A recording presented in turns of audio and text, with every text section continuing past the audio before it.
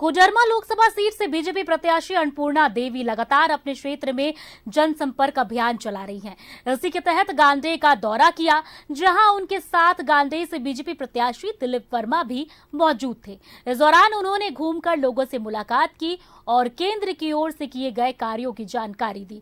साथ ही लोगों से समर्थन की भी अपील की। इस मौके पर उनसे खास बातचीत की हमारे सहयोगी श्रीकांत सिंह ने। देखिए। चुनाव को लेकर अब चुनाव की जो सरगर्मी है वो बढ़ चुकी है। नेता डोर टू डोर कैंपेन के साथ साथ लोगों को बता भी रहे हैं और अपने पक्ष में वोट की अपील भी कर रहे हैं। ऐसे में कोडरमा लोकसभा सीट से जो प्रत्याशी हैं अन्नपूर्णा देवी, वो लोगों के बीच मौजूद हैं। सीधा उनसे ही जानेंगे। मैम, 400 पार का जो नारा है वो सीधा देश के मुद्दे भी रहेंगे या फिर स्थानीय मुद्दे भी इस बार रहेंगे? देखिए, 400 पार पूरे देश की जनता इस चुनाव में ये कमर कसी है और ये नारा भी उन्होंने दिया है कि 400 पार।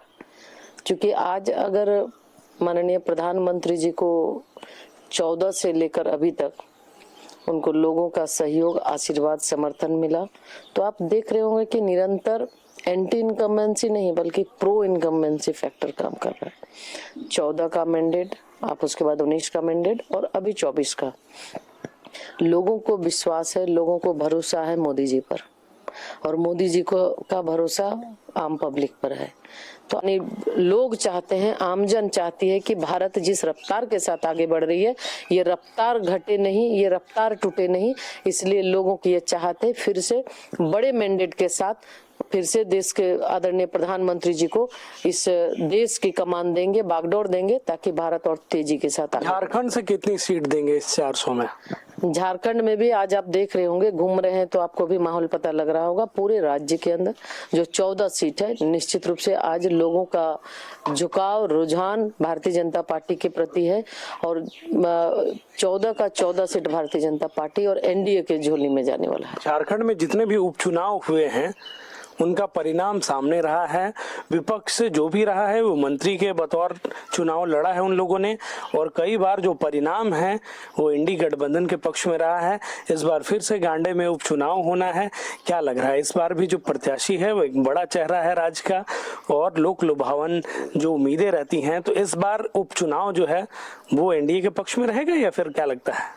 इस बार उपचुनाव निश्चित रूप से एनडीए के पक्ष में रहेगा, क्योंकि राज्य की जनता, इस गांडे विधानसभा की जनता इस बात को समझ चुकी है कि आज ये उपचुनाव हो रहा है तो ये भी भ्रष्टाचार की बू इस उपचुनाव में भी आती है।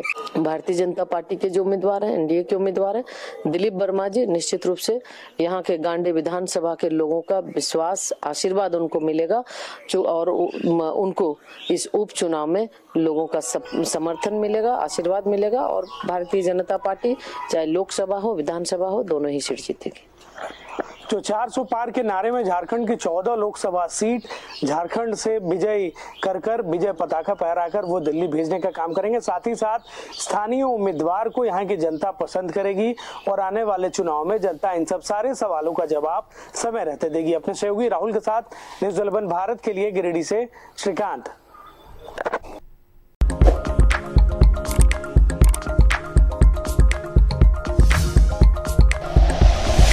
Like and share videos, subscribe करें हमारा चैनल और प्रेस करें बेल आइकॉन। न्यूज़ 11 भारत, सच है तो दिखेगा।